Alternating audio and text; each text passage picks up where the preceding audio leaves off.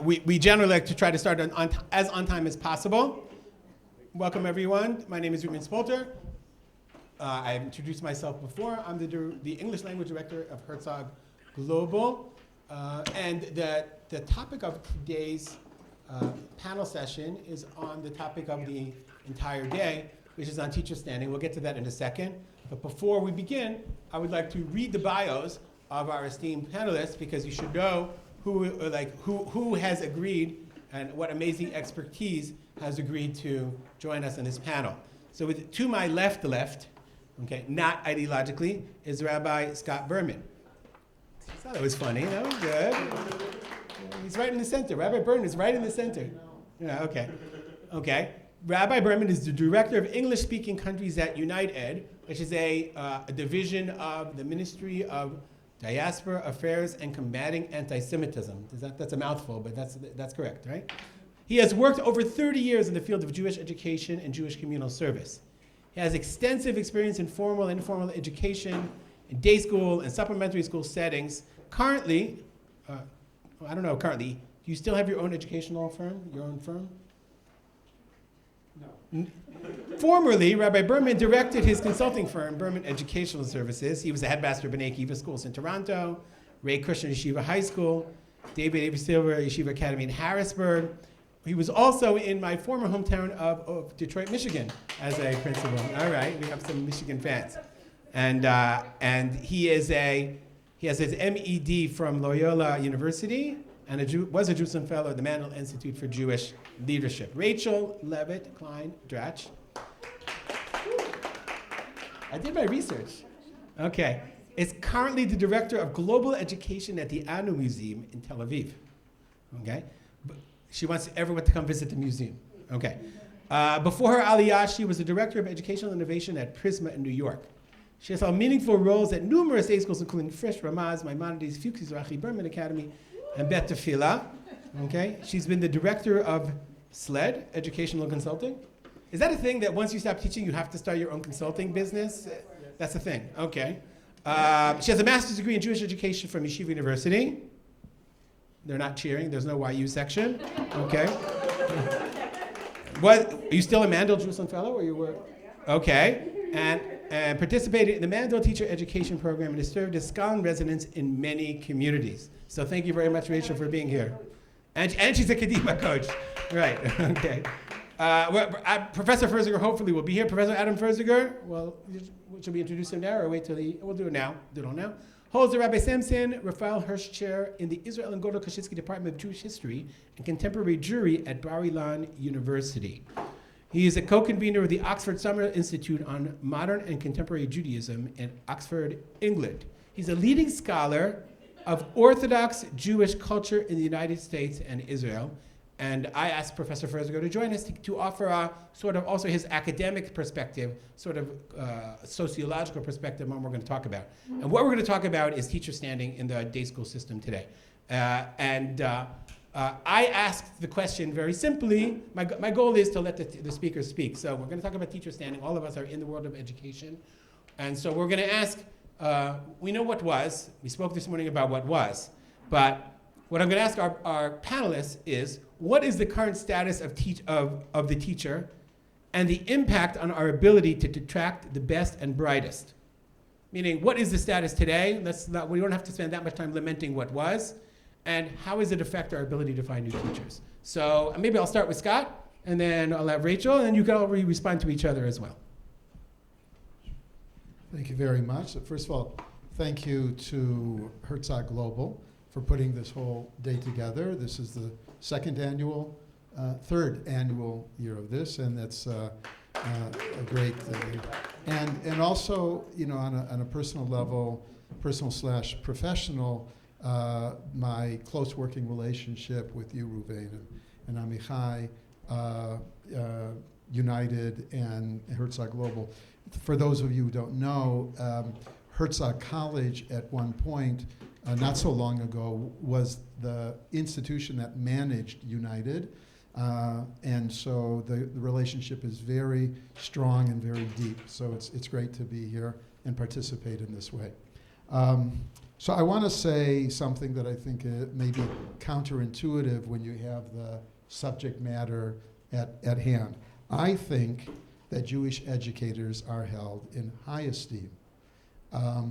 And I say that for two reasons. One, because anyone who is willing to work in such a profession and getting paid so little is something that others look at and say, they're amazing people. And I think a lot of parents feel that the educators in the lives of their kids are exceptionally important, and even if it may not show, for reasons that I'll mention in just a minute. It's, teachers are indispensable in the lives of people's children, and those are two reasons why I think that they're in fact held in very, very high esteem. There's a caveat that I'll say to this. The value of the individual teacher, by the way, I taught full-time for many years before I went into administration. And I believe as you get higher up in administration, so the public persona that you have brings with it a certain level of kavod that may not go to rank and file teachers. But during those long years, I remember very much the interactions that I had with parents. And I think that the level of respect that you get is contingent on your meeting the expectations that the parents have. So if you're doing it right, the great teacher out there, parents will say, that's an amazing teacher. I love that teacher. And they'll talk to other people. I am so glad that my kid has that teacher. And the minute that you do something or say something or challenge, or the kid may be challenging to you and you have the parent-teacher conference and it doesn't go so well, so then your esteem goes down. But I don't think that's any different than any of the other professions. I think that's true about doctors. I think that's true about lawyers. I think that's true about accountants. I certainly think that's true in the trades. Anyone that's done a shiputz on their house, so they like the person as long as they do the job well, to the degree that you think they should be doing the job. And the minute and when they do that, you give recommendations to others for the kablan, and if not, you don't say such nice things, and you make sure that anybody who asks you, please, you don't want this kablan in your life. So I think that's those are my first comments. And I think about the status of a teacher, there's a certain self-perception that many teachers have that I think contributes to a certain sense that teachers aren't respected and have a low standard. And that is, on some level, self-inflicted, because a lot of teachers don't think of themselves as part of a profession. They are a teacher, okay, and there are other people that are teachers, and so in that regard, they are together with other teachers, but they don't necessarily think of the field of education in professional terms. And they're not a lawyer like a lawyer is a lawyer, because you had to go through a certain course of study, and you had to pass the bar, and so that made you into a lawyer. But there's some Jewish teachers out there that didn't have much training at all, may not have gone through an educational program, and so the self-reflection is one that is, I haven't really made it. I haven't really made it, because I teach, but people that really make it do something else.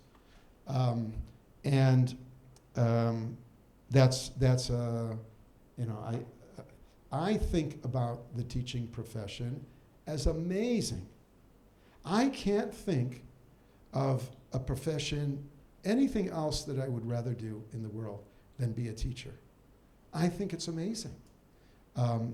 And, you know, it's a calling. Not everybody has that calling.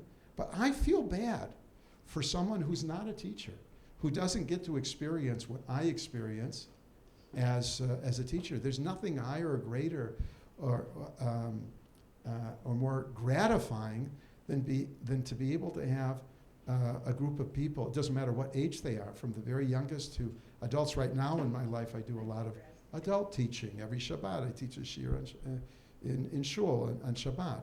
It is the most wonderful experience to be able to share Torah with people. And who wouldn't want that?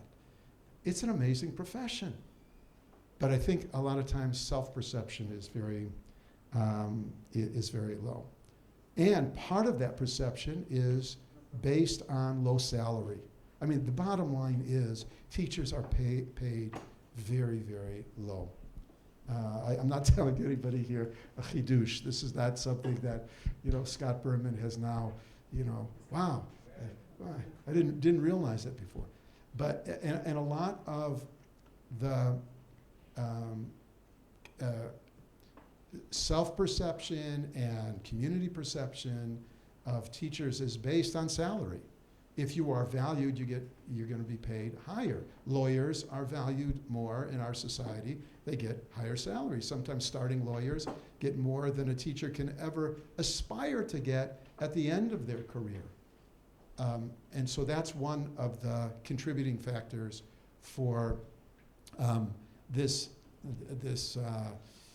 conception of a low standard, a low status of teacher in the world. And I think that there are things that can be done in terms of the salary. We just need to be paying teachers more. We have to find ways to do more, in spite of the fact that we're facing the sustainability issues where day school education is unsustainable, and we have to figure that out, but we need to find a way to pay our teachers more significantly. But it's never going to get to where it would be that is on par with some of these other professions. That's a given. But some of the self-perception stuff can be turned around, I think. We'll get to that. Solutions after. Okay. So that's, I'll end there. so you- Then. I'll hold off. You want me to talk about what is? What is? All right. Let's imagine something, shall we, friends? Imagine all of you are teachers. Are you there? You're in your head? You're all teachers. Or you might be. Why did you become a teacher? Do you have it? Okay. Rabbi, why did you become a teacher? Rabbi Ryan. I think that I had goals I wanted to accomplish, and I thought I wasn't bad at it. You aren't bad at it, okay? It's something you're good. Okay, thank you. And you had goals you want to accomplish. I'm really glad you said that, because people who want to be teachers, they often are good at something, and there's a feedback loop that makes you feel good about it. Let's not underestimate that. Why else? Alana, why did you become a teacher? Oh, you stop it. That was deep. Yeah, that was nice. That was nice. But it wasn't planted. But to be someone in someone's life who can show them that they're capable and that they're valued. So you want to make somebody else feel valued. You want to be a person in that person's life that helps them feel seen and valued, because that's a value that you have. Yeah. Okay, a few more volunteers, really fast. Don't make me call on you. Smadar. Smadar first. I was bored in school, and I didn't want other children to be bored. You were bored, and you don't want other people to be bored. Okay, yes. Talia, I think I just realized I had an knack for it. you have something. Okay. If we take the Tanakh part out, like, teaching works for me. Amazing. What all teachers need, and what keeps you in the business, is something called a feedback loop. There's something that keeps you there. And Bechavod, I think you're right, we should pay teachers more, and I think you're absolutely right, but I don't think that's what's keeping people or not keeping people in. I think meaning is what keeps people in. When I have an opportunity to engage with students, with parents, with colleagues in meaningful ways, that's what keeps people in. And to jump ahead, meaning part, to the what can we do, I'm going to give you a preview, is that what we can do is create meaning moments. We can create feedback loops. Okay, I'm just saying. Before you get to the solution. Okay, so what's now is this. There's the fifth industrial revolution, and in the fifth industrial revolution, there's the democratization of knowledge, which means the teachers are not the only holders of knowledge. So they don't need us to give them information. They have the internet for that, the wide world web. They don't need us anymore. So what do they need us for? They need us for community. They need us for social emotional skills. They need us to help them develop and apply their skills and not just get information. They need us to create moments. So the role of the teacher has changed significantly. What we need from the teacher is no longer what our teachers that we had growing up, what we needed from them. And so the traditional kavod for teachers, which is that you are the bastion of knowledge and I cannot access this but from you, is no longer true. But there is something that's a game changer that we do give. And unfortunately, in some communities, that's not something that's valued, but it's integral. It's something maybe called soft skills. It's community building. But it's actually part of Maslow's hierarchy of needs. We're the most fundamental piece of that puzzle. And I think that us valuing that in ourselves, I love what you said, Scott, about perception, and us valuing that in other people. But I do want to say there's been a very, very stark change in what we need from teachers, because it's not only information. And right now, we need skills, we need thoughtful engagement. It's like the art of using AI. AI is not a bad thing, but learning how to ask AI the right questions, that's the game changer. So I think that everything has changed. The world has shifted. Knowledge, accessibility to knowledge has shifted. And to make understanding of that, create community so that we're not a lonely generation and we can really see one another. That's our role. It's very empowering. And that is what that emphasis has to change. Okay. Oh, that's a round of applause. I'm going to go to Professor Ferziger. You have a mic down there. We're just on the first question. Thank you for coming. I already introduced you. So they know who you are. We're talking about teacher standing. What is the situation now? Before we're going to fix it, what's the situation now? So give us your thoughts. Okay, so first of all, thank you for your introduction, and I apologize. I received a schedule that said that the sessions take place at 4:15. I even sent it to you so you could see it printed out. And then I was really enjoying Chaim Navon's shiur when I got this message from, yeah. So, but in any case, I really apologize for that, and I'm very honored to be with you. I'm coming from a very different place, so I'm just going to focus on the perspectives that I have from my studies and experiences.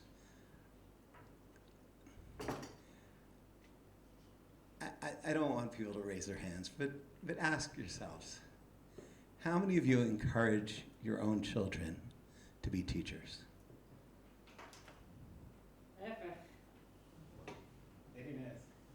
Okay. Wait, are we raising hands? Okay, so I venture, without just anecdotally, that few of us, and as we go chronologically, we go to the lower the age, the less. And I think that is an area that's deserving of a lot of thought and discussion. And here I am in Yeshivat Har Zion, where I was privileged to study. And there is nothing I remember more than Harav Dr. Aaron Lichtenstein, Zichrono Livracha, getting up on Purim before Kriyat HaMegillah and saying that our model is Esther, I think it's Parak Daled, Echpat o lo echpat. And if there's anything that you internalize beyond the intellectual development and the Shmirat Mitzvot from your time in the yeshiva, is to think about your lives and how you are going to fulfill, or you're going to answer the question of echbat or lo echbat. Now, again, every individual case is an individual case, and therefore that's not the issue. But I think that there's a piece here that it's very easy to blame the internet and economics and all sorts of distractions. And there are issues, I think, about how schools cultivate professional development that are very important to think about, and maybe we'll get to that as we go to solutions. But I really think a starting point is home education and what messages parents and adult surroundings give to children regarding the teaching, rabbinic, spiritual leadership, manhigut datit, in all its forms to our children. I think that certainly will impact the trajectory of our children in terms of their professional development, but no less how they perceive the people who do make the choice.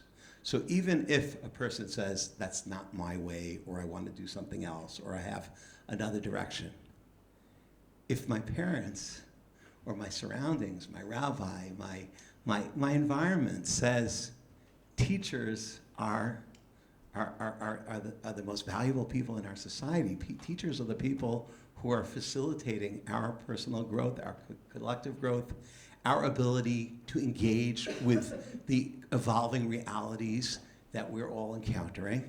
Those messages, mitchalchel, it comes down, it drops down to kids. And I think that is a big part of this discussion. And that's what I have to say for now. Okay. So I guess before we go to the solutions, because we have a little more time than that, I kind of want to get your feedback to each other. So I'm going to start by asking Rabbi Berman. You said teachers are in high esteem, okay, when they do their job, but it doesn't show.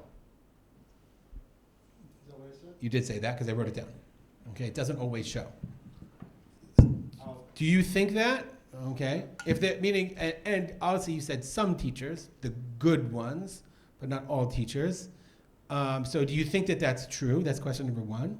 And then question number two is, you said that it's not a profession, because you don't have to actually professionalize, but isn't that sort of self-fulfilling because the schools don't require them to be professionals in order to hire them? So let me answer your first question first and second. I'm not exactly sure what I said, but I'll restate it. I think overall that people value teachers. I think that they hold teachers and the fact that people go into teaching in high esteem. However, that perception will change in an instant for an individual parent if they don't like what is going back and forth with their kid. Now, the parent could be completely off base, but that becomes then their perception of that particular teacher. And the same thing is true, I believe, in the other professions as well. I think people, well, I was going to say about lawyers, there's so many lawyer jokes out there, whether the profession of law is considered in high esteem or not. But let's go with that, or doctors. The profession of doctoring is something that, the general population values overall, unless we're talking about vaccinations, and you get into all kinds of conspiracy theories for some. But overall, doctoring is considered a noble profession. I think people hold educators in the field of education as a noble profession. And I think that the day school population feels the same way about their teachers. They may not want their own children to go into the profession, but they look at it and say, that's a wonderful thing, and we entrust our kids to those people. But that can change. That's in terms of the first issue. Do you want me to leave it at there and let people to address that, and then you can go to the... I have another question. I guess I'll ask Professor Ferziger. I think I'll speak for my perception in America. America is a capitalist society, not only, I would say, obviously, functionally, but also spiritually. America values people who make a lot of money. It's just a culture that values people, and even Jewish communities, and especially our Jewish communities, value the gvir who can support the community, value the person who has high earning, and whether they support or not. That's been my experience. It's my personal experience. Teachers do not make a lot of money. So, by definition. So, do you think that that reality affects our perceptions, our subconscious perceptions of teachers? And is that something that can be changed? For sure. For sure. For sure. I want Yes, to, you agree with for me? sure, yes. But I want to give one personal anecdote and then throw out something to think about, just to make it a little bit more challenging for us. My son is a teacher in SAR High School. He was a corporate lawyer for 5 years. He doesn't tell his students, but they know. It helps. Now, I don't think that a person has to work for 5 years as a corporate lawyer or in any sort of more remunerative profession before they become a teacher. But I think that it's important that students know that their teachers had choices. When students realize that their teachers were talented enough, smart enough, capable enough of doing lots of things, and they made a conscious choice to be a teacher. Now, if they're a bad teacher, it really won't matter, but assuming that they are good teachers, I think that goes a really long way. I think that one of the things that applies to, and this is coming from a university setting, is that I don't think that I think teachers need to do a lot of professional development, but I think it's really helpful if teachers have serious academic educations, serious yeshiva, midrashah, advanced Torani educations, and serious academic educations. Because whether they're teaching Gemara, or teaching history, or teaching science, we all know when do students realize that the teachers are like smart and like have something to offer? Not from the lesson plan. That's all arranged beforehand. It might be taken from somebody else. It's when the bright students ask the teachers questions, and they all say, "Wow, this person really knows a lot of stuff. Wow, this person is broad. This person has thought about whether it be God issues or whether it be other types of intellectual issues or geopolitical ones." So I think that that's a very, very important thing. And I just want to add one more thing, and we'll pass it back, which is that it's a little bit of a paradox, and I'm throwing the elephant into the room. We'll take SAR again, because I know it well as a former student and as now a parent of a teacher there. One of the great things that that characterizes our generation here, I guess as a historian, is that there are women who are teaching advanced Judaic studies subjects, and that's an amazing role model. We don't have to go into all the reasons. That's remarkable. I do think it's important that both genders see teaching as a male and female profession, and that puts particular responsibility upon people who educate men. Because, and again, goes back to families. If there's a sense, well, the person who doesn't have to earn as much money can be a teacher, but the person who has to really get that mortgage payment out, well, they can't go into education if they really want to, because, they won't be able to send their kids to summer camp or whatever it is. That comes across as well. So I think that the gender issue is very important. God forbid not to discourage the growth of the Muvorach, the growth of women, Talmidot Chachamim, and role models. But in terms of this issue of stature in the classroom, that there'll be a sense that this is a choice for everybody. Okay, let's move on to our second question. The second question is going to be, well, now we know what the situation is. Please fix it. Okay. Okay, I have 3 suggestions for administrators, 1 for parents and 1 for the teachers. Here we go. You ready? Write it down. It's good. Here we go. Okay, administrators, when you run a meeting, I want every teacher in your school to look forward to it. I want them to be so afraid of missing that meeting because it's going to be so interesting and engaging and useful that they will do anything to avoid missing one of your meetings. That means that your meetings are really well prepared. And everything you want your teachers doing for your teachers, you're modeling at that faculty meeting that happens every week. You might think, I'm too busy. You might think, it's so exhausting. Welcome to being a really good teacher. I want you to meet those teachers at the door and greet them. I want the room set up beautifully. I want there not to be an inch of garbage. I want you never to be late. I want there to be agenda for that meeting, and the kids should know exactly what to expect, and I want you to always end on time. I want those meetings to be so worthy of their time that they yearn to make their own classrooms as extraordinary as your faculty meetings. I could like mic drop right now, right?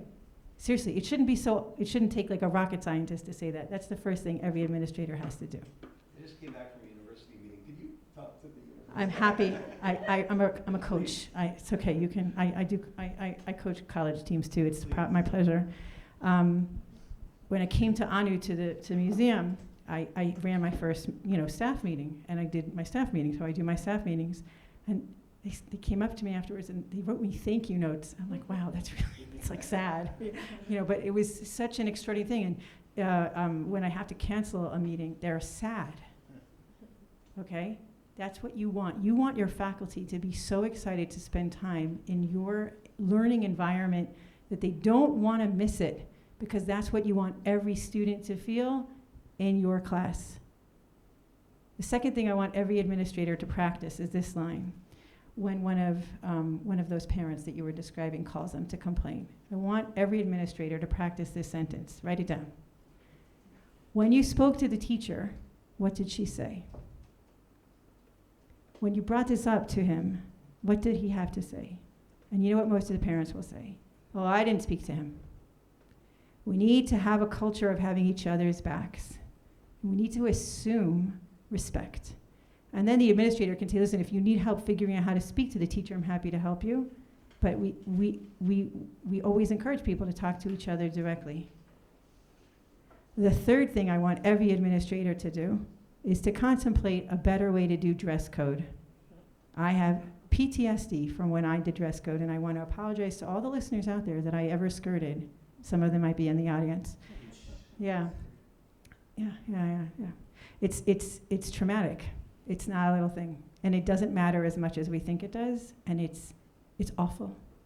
And it undermines us in every part of how we see ourselves as individuals, gender aside. There has to be a way to do dress code that doesn't take away people's humanity, not the teachers and not the students. That's the administration's job, not the teachers. Ready, parents? Here we go. Do you know why teachers can't get paid more? Is because the parents are mortgaging their houses to send the kids there. So they are paying. The parents feel that they're paying the teachers a ton because they're not going on their vacations so that they can pay the teachers. The teachers don't see that money, I understand, but from the parents' perspective, they're paying a lot. They're investing a lot, and they respect the teachers in that sense. Parents, when you're sitting at your Shabbos table and you want to be social with teenagers or young adults, and you want to show interest in them, here's how a lot of parents talk to kids at the table, at your random Shabbos table. You say, so, how's school? Because you don't know how to talk to kids. Sorry. You don't have better questions to ask them. So you'll say, so, what teachers do you have? What do you like? And then, you want me to talk about my teachers? And then the Shabbos table becomes, let's all talk about our teachers. I would like to offer a number of other questions for all the parents out there who want to be cool with the kids at the Shabbos table. Here's some other questions you can ask that don't involve Lashon Hara. For example, what do you guys play? What kind of games are you guys playing now? Like, what sports teams do you like? What movies do you like? Or, what's a topic that came up in school this year that you found was really interesting? I have more like this. They're called chat. I can give you more questions. If Lashon Hara starts coming up from your table, here's what I want you to say. We are a safe space to talk about anything, about any teacher ever. You should always feel comfortable coming to us because we always have your back, because we're your parents, and we always want you to tell us when you have a concern. The Shabbos table is not that place. You're too important. You, my child's friends, you're too important to bring this up in this format. This is a Shabbos table. We don't speak Lashon Hara. Even Lashon Hara means it's true, right? You're allowed to feel all those things, and you should feel all those things, and there is a really important way to bring it up, and we should bring it up, and let's make a time to talk about that, but not at the Shabbat table. Let's play a game instead. For real life. You can do this. It's difficult. We can do difficult things. We're in a war now. We can do really difficult things. And we're in the 9 days now. And these kinds of habits are the things that make a difference in rebuilding our people and our mikdash and our bringing peace. Ready for the last thing? Oh, sorry. The last thing is for teachers. Teachers, we need to build each other up. A lot of administrators like to do competitions, like who made the best Haggadah in their kindergarten class? How many parents asked to have this teacher as opposed to that teacher? We need to have a culture where we discuss each other in the teacher's room and outside, and we are showing off about each other, where one teacher's victory or success is everyone's. That's only up to us. No administration can make that happen. It's a choice. What did you say? Ichpatli, right? It's a choice to care about my colleagues, not in the same way that I care about my kids. So it's like a fractal model, like big broccoli looks like little broccoli. Everything I want from my students, I have to do as a teacher. Everything I want from my teacher, I have to do as an administrator. And everything I want my student, my child, all the respect I want my child to have for others is how I treat the school. Love, Rachel.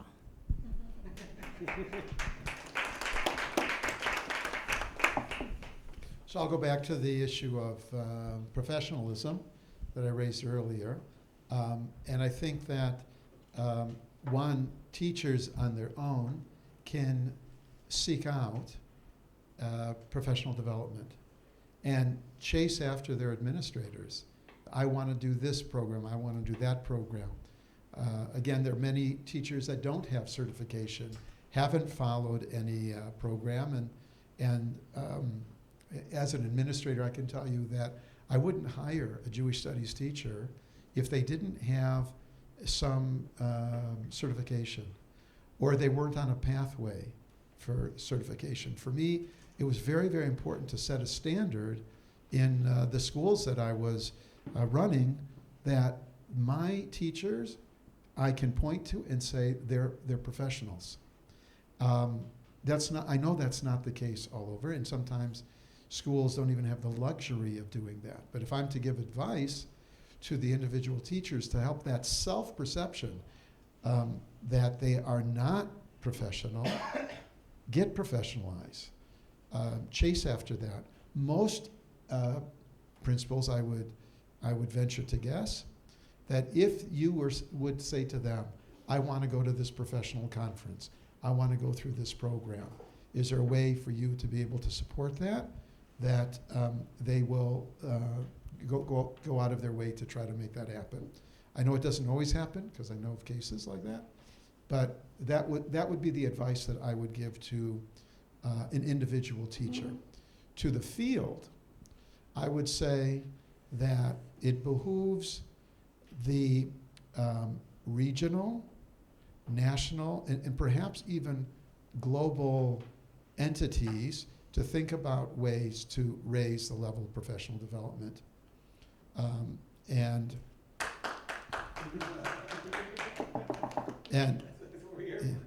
you know, you've got the Prismas in North America, you've got Pages in England, you've got the Academy in South Africa.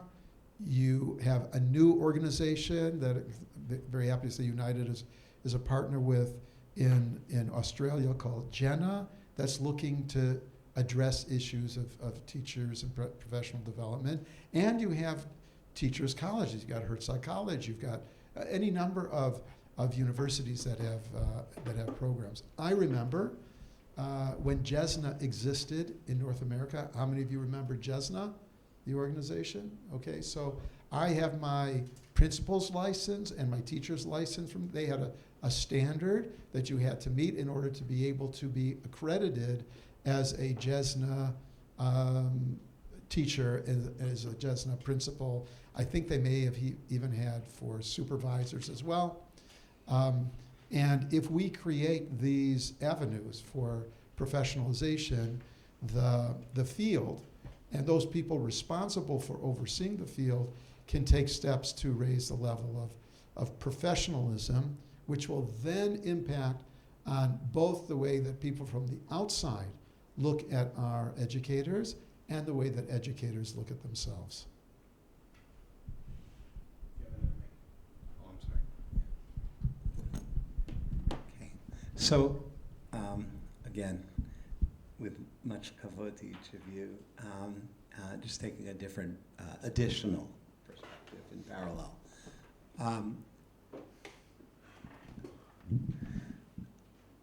I started with Esther. We'll go back to Shmuel Hanavi, Shmuel Aleph, Perek Tet Vav.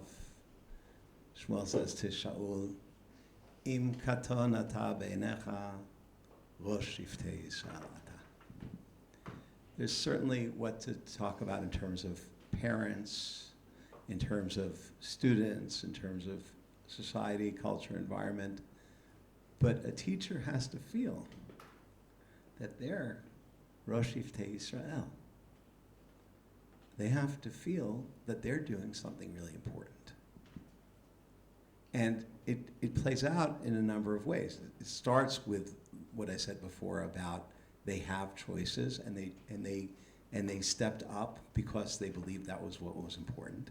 But as we all know, and I always forget the English word for this, one of the big bogeymans of education is shrika. How do you say it in English? You know, just getting tired. You could be the best teacher in the world, but every day, every year, and most schools don't have sabbaticals, and et cetera, et cetera.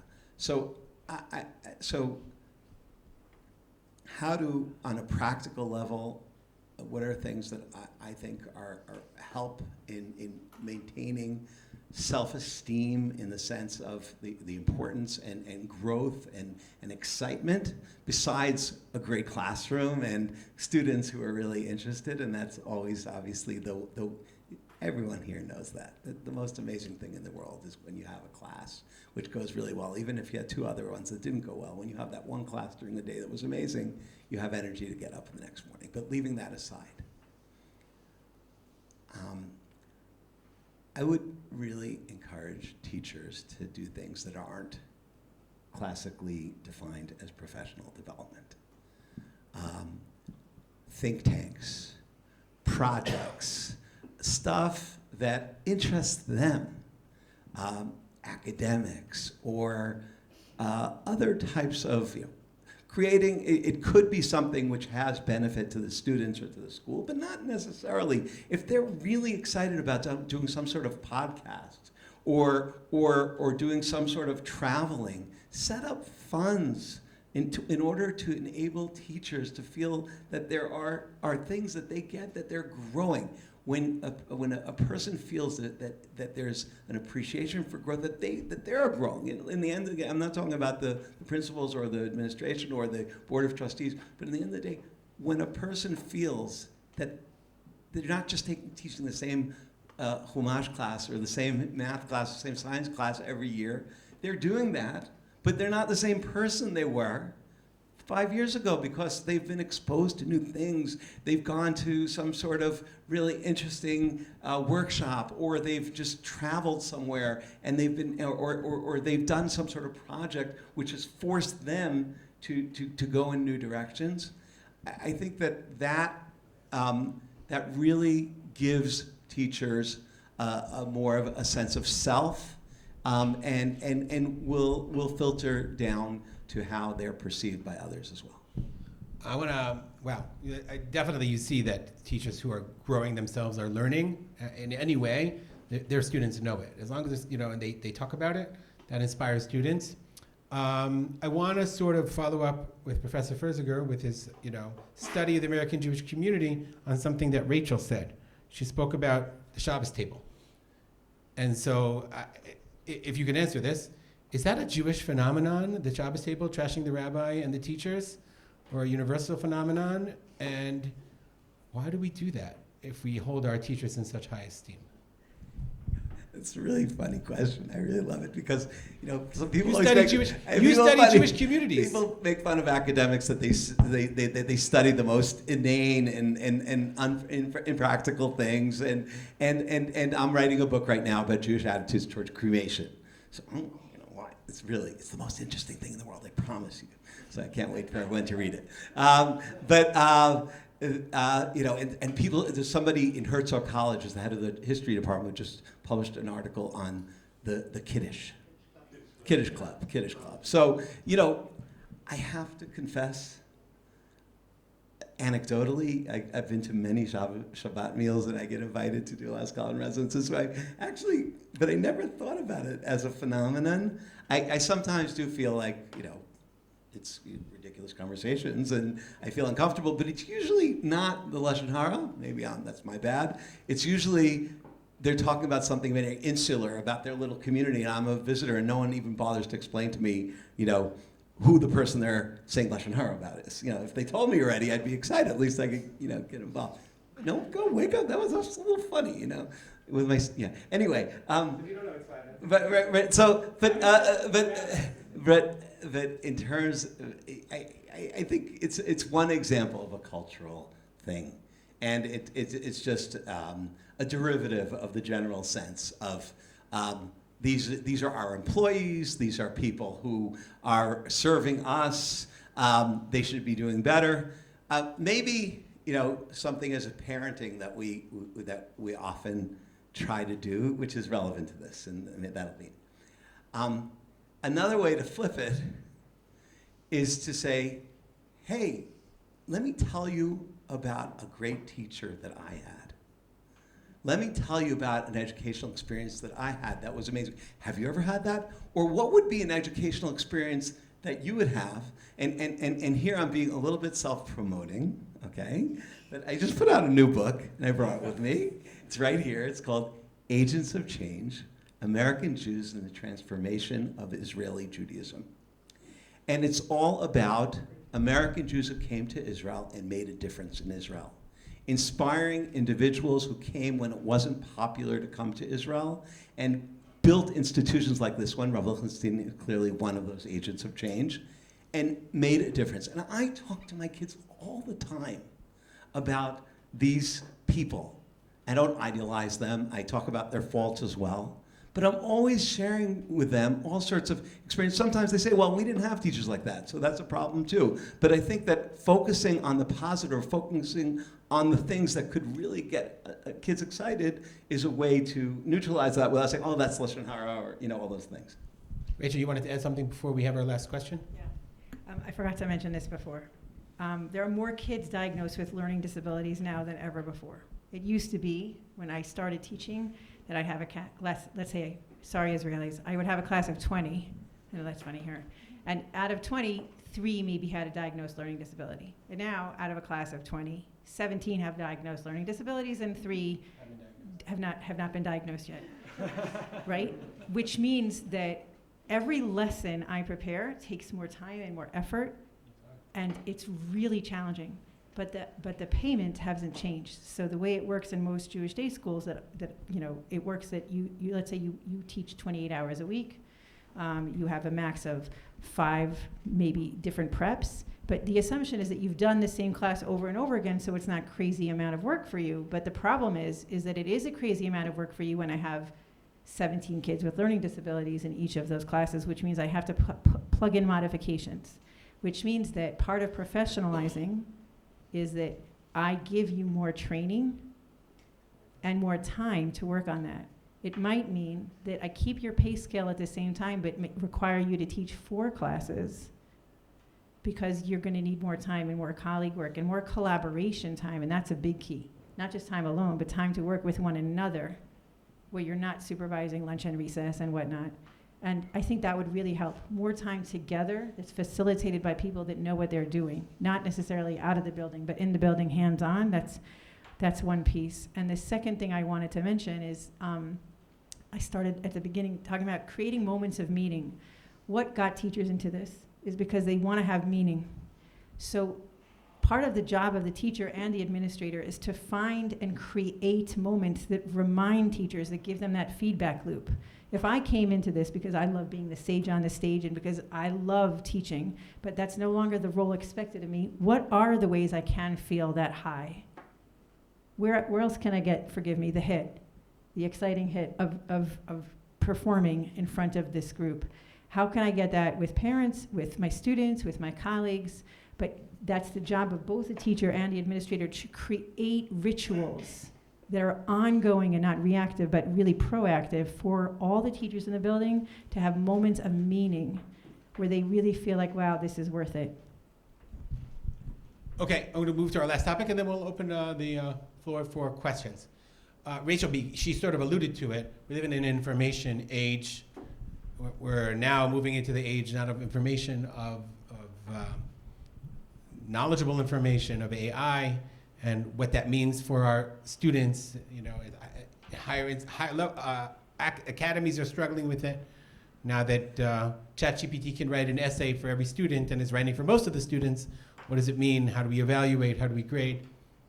Our topic is teacher standing. And Rachel said that in an age of information, the kids don't need us for information as much. Not sure I 100% agree. Right? The information is there. They always had a chumash with English on the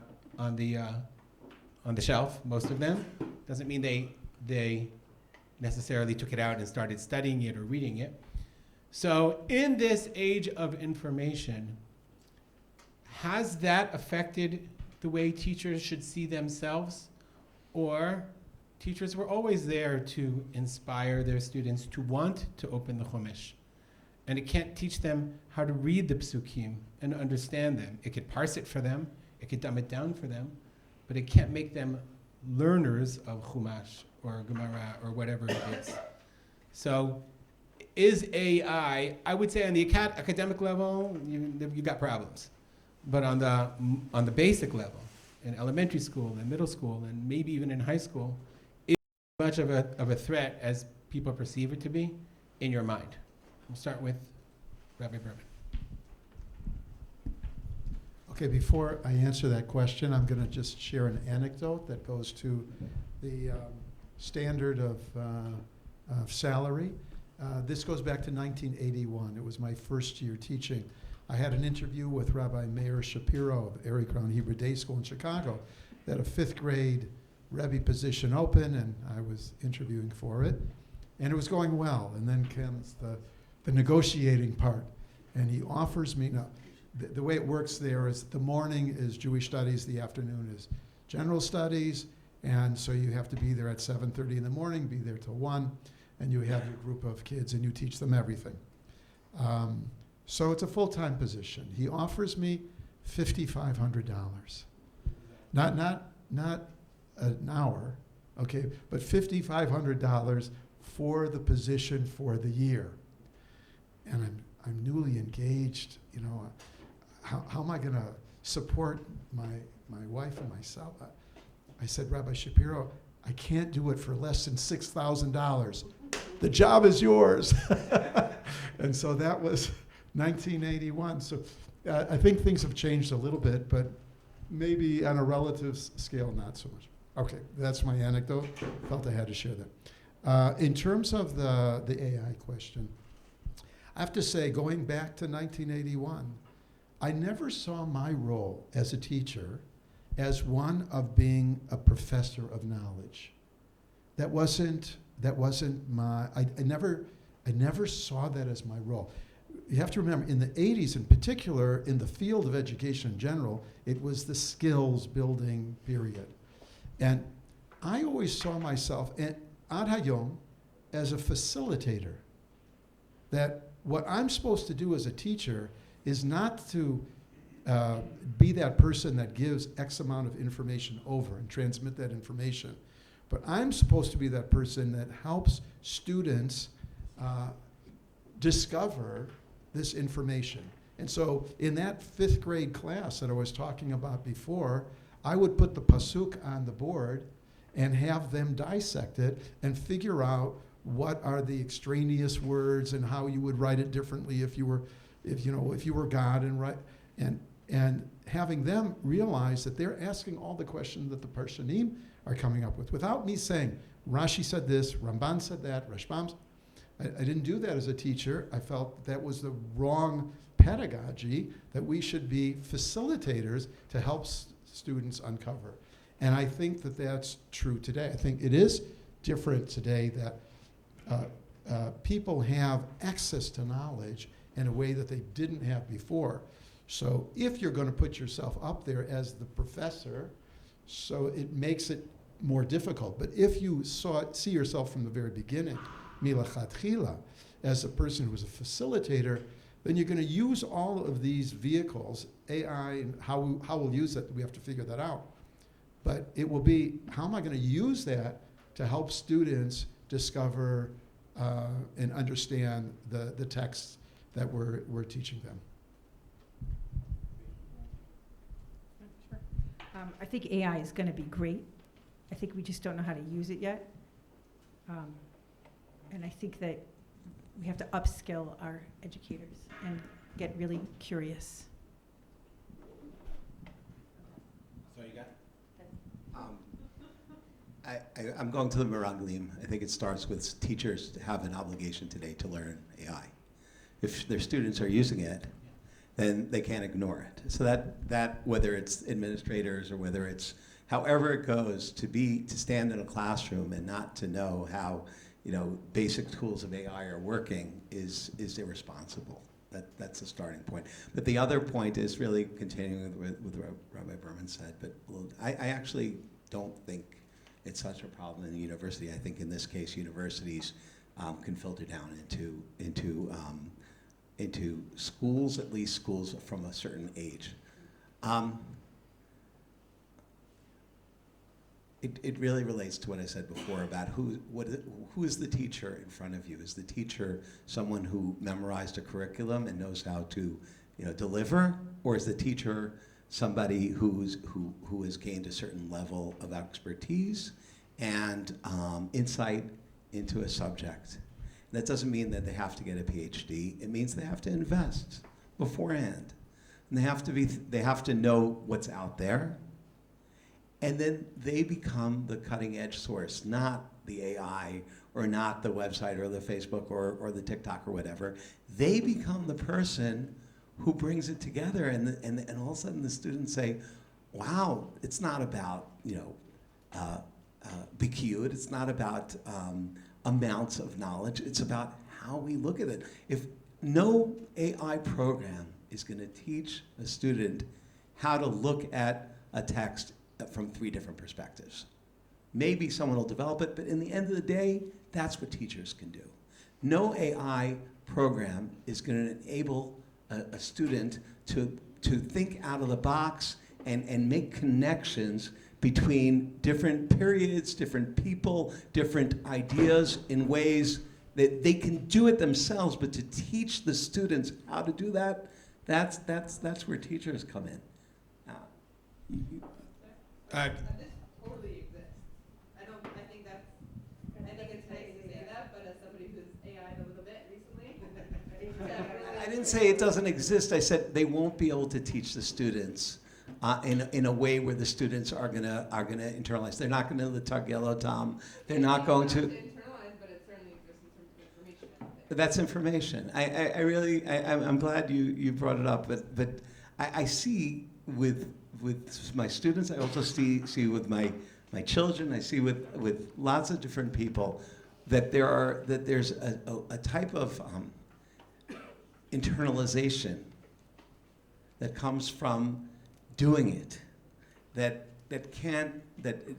It's very unlikely that the person's going to be fed information, be fed perspectives. But again, to internalize, it's very hard. It's really hard to teach students how to think creatively and stuff like that. I don't think that that's what AI is doing for us.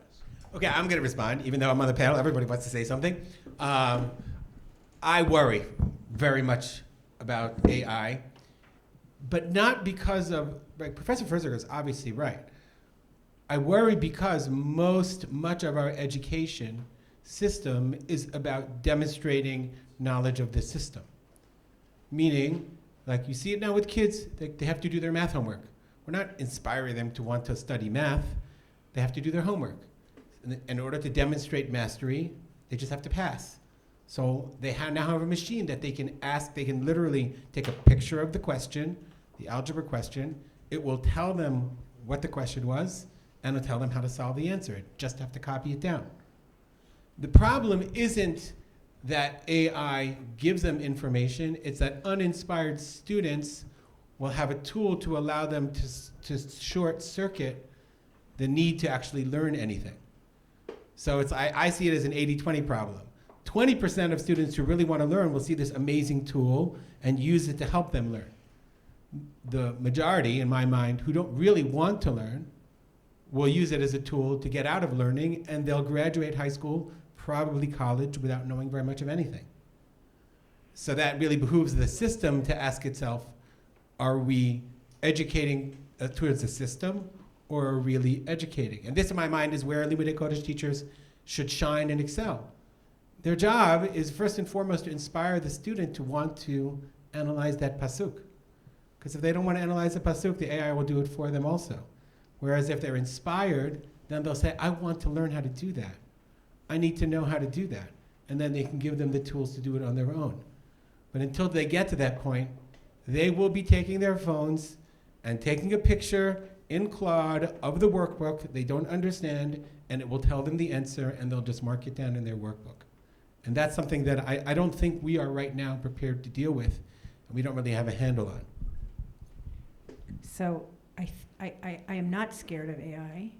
I think this, if we're really, forgive me, if we're really honest with ourselves about what scares us about AI, I'm not scared that the kids won't think. Kids are ridiculously brilliant, and their brains have been rewired. In fact, there's fascinating studies about how kids who grew up with cell phones since they were born, which we did not, their brains literally think differently. They're wired differently. They process differently. So we have a generation that did not grow up with cell phones, raising a generation that has cell phones embedded in their DNA. You know, so we have generational delayed reactions. You know, it's kind of strange. I'm not worried about the kids. I'm worried about us, and what we're scared of. Are we scared for the kids?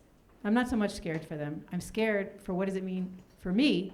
And how am I going to get there? How can I serve best? If what drives me is not fear of you being incompetent, you the student, but rather me being able to serve you best, I think that the fear is well placed and will propel us forward. But fear of, I don't trust you kids to figure it out and to have the world. Frankly, we're handing them a world that's really falling apart. We haven't done so well without AI. Maybe they'll do better.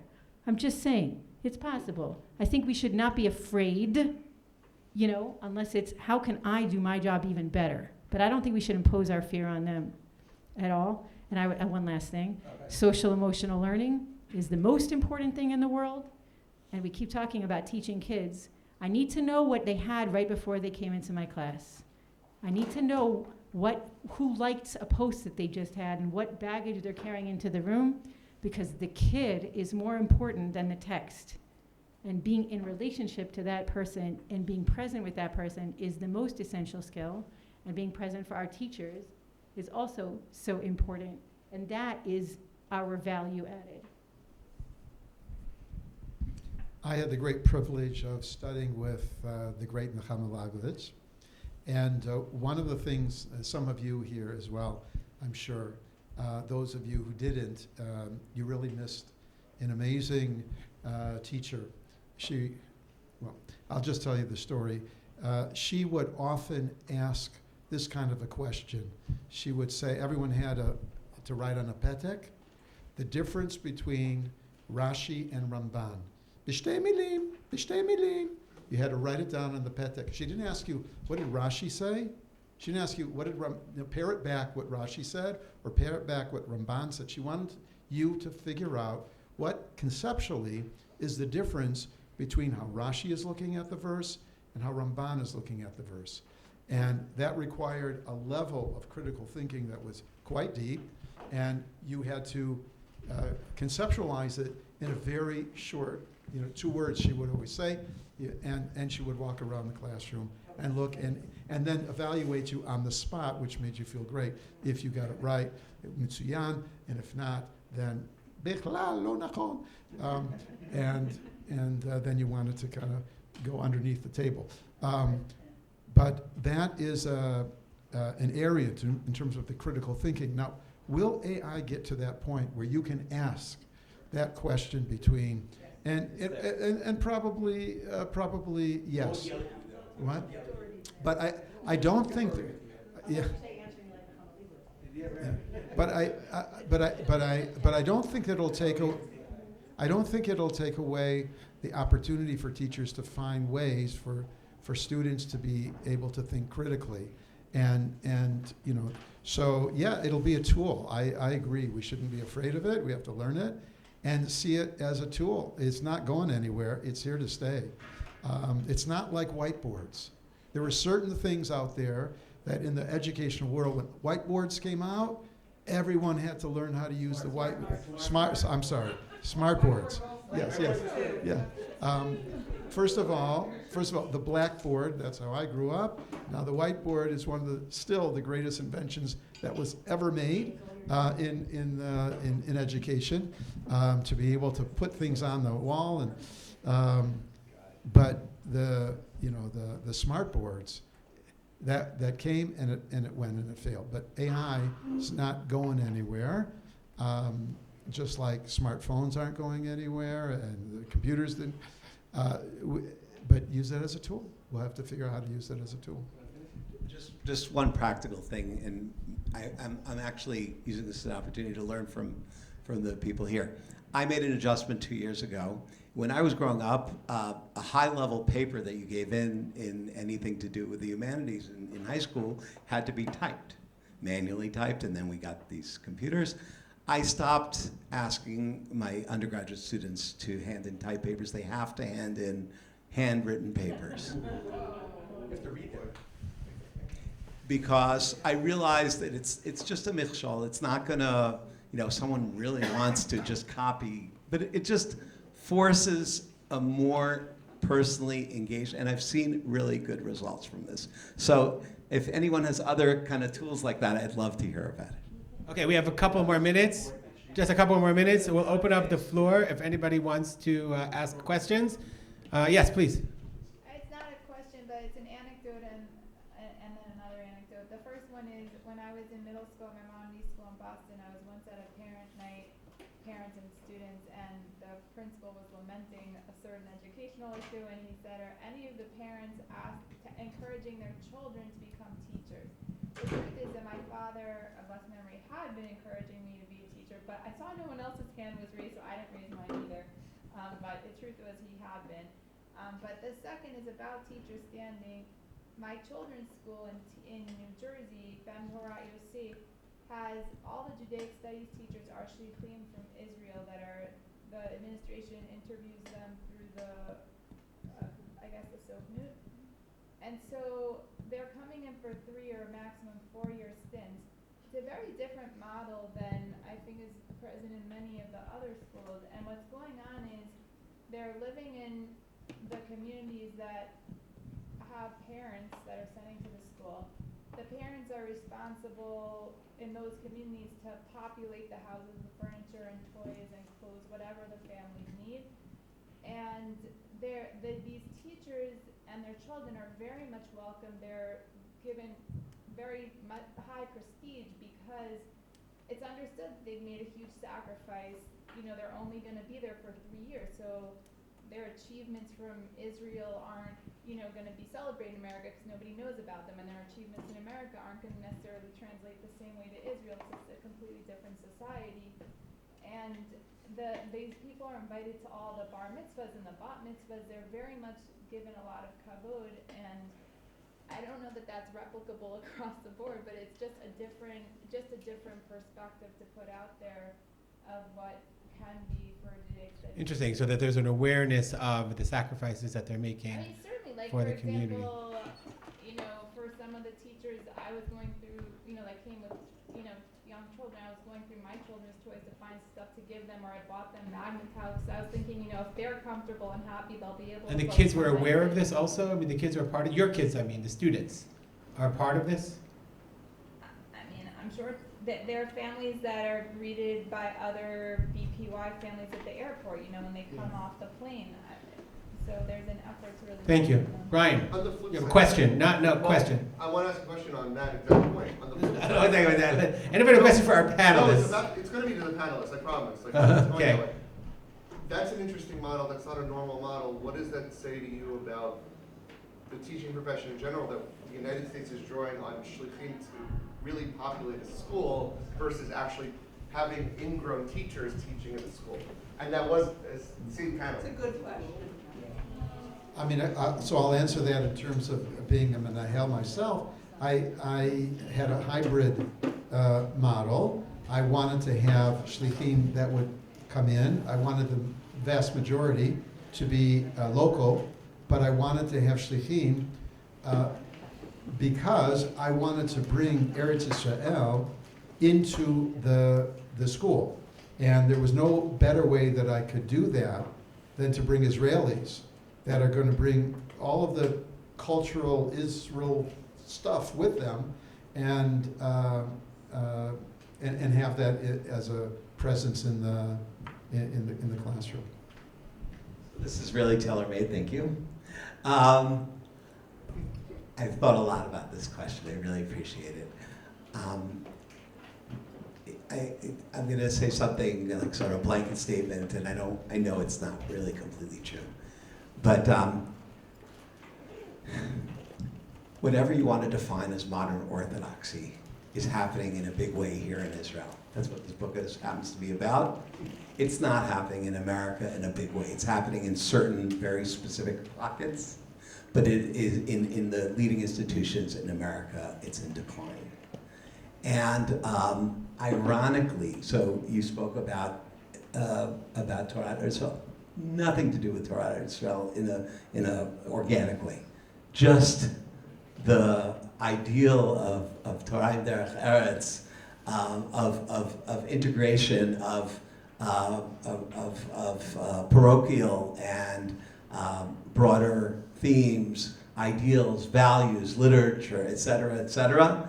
Not every Israeli is like that, and certainly not every American. But if we're looking at who are teaching Judaic studies in America in many, many schools, if they are Americans, they are likely products of more conservative with a small c, Haredi, or gravitating towards that in terms of their worldviews.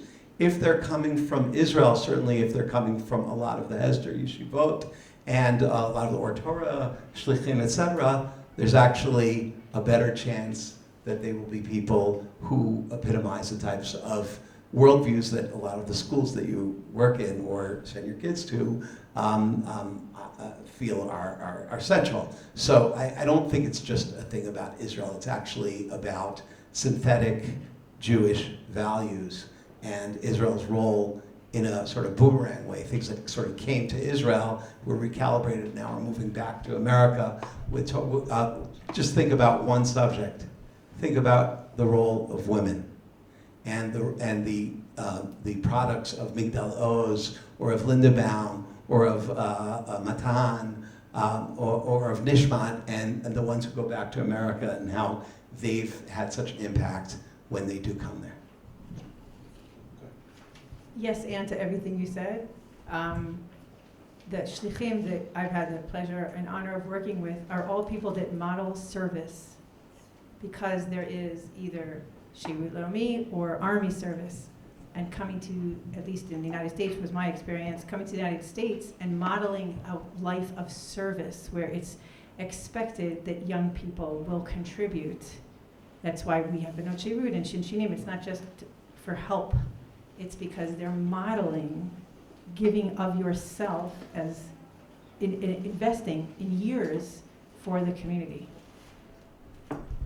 Okay, Talia, we'll take you one more question because we got to wrap it up. I know that my husband did like Bar-Ilan, and he said that after the training point, so they have like yoga at distance, like the commander suddenly becomes friendly and talks about his life and everything.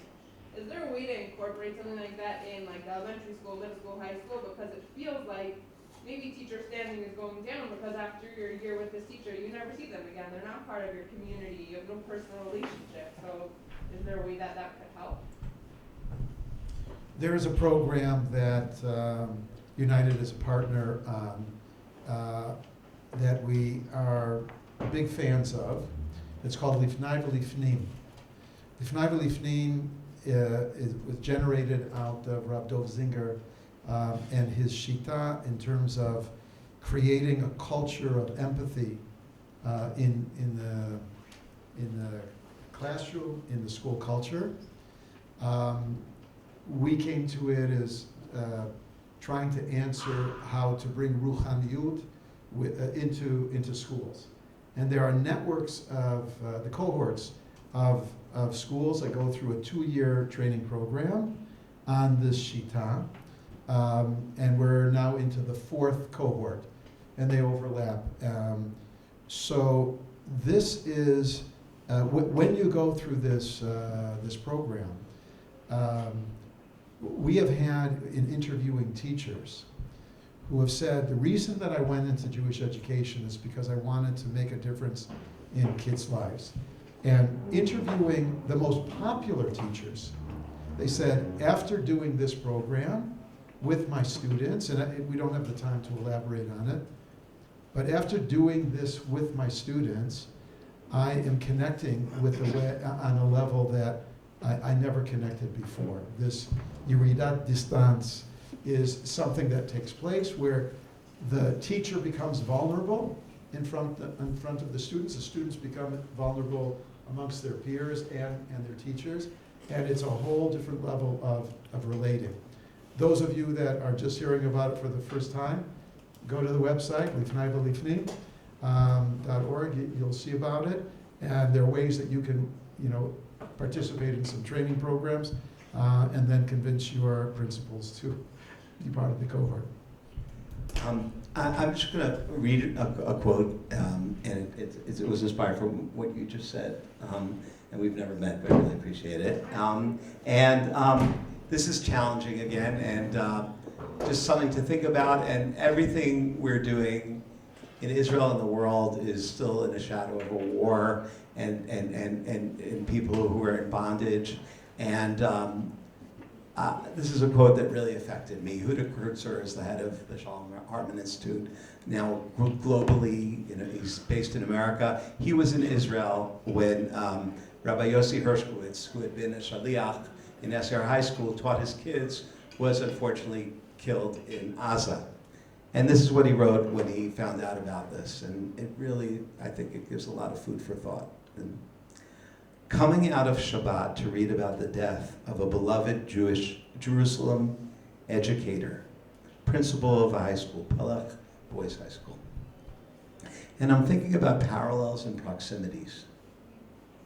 How those of us who are in the same line of work, of Jewish education here in America, could never envision being called into military service to defend our country, much less run so courageously into the battle the way hundreds of thousands of Israelis did on October 7th. My country here has gone to war plenty of times in my lifetime, but I've been safely insulated from it by those wars having been waged on foreign soil and with American volunteers. I feel parallel or adjacent to the principle of Pelech, but I have no proximity to his choices, and thus maybe, despite the bonds of peoplehood, we are not parallel, but perpendicular. And I'm not saying I agree, but I think there's a lot of food for thought in this context. Okay, I want to thank our panelists very much. We so really appreciate it. Professor Ferziger, Rabbi Berman, Rachel, Dratch, Mrs. Give me your title.